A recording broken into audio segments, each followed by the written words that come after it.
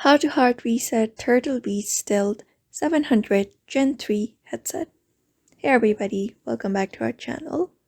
In today's video, we are going to learn about how we can hard reset the Turtle Beach Stealth 700 Gen 3 headset. So without any delay, let's just jump right into the video.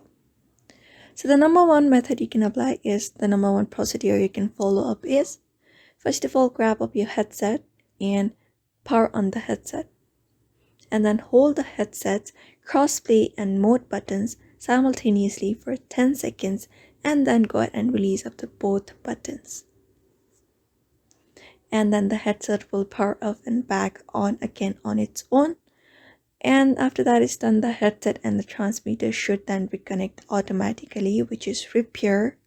Or if you were using the headset by itself with a Bluetooth connection to your smartphone, the headset should pair to your phone again. So that is it. That is how you can easily hard reset the Turtle Beach Stealth 700 Gen 3 headset.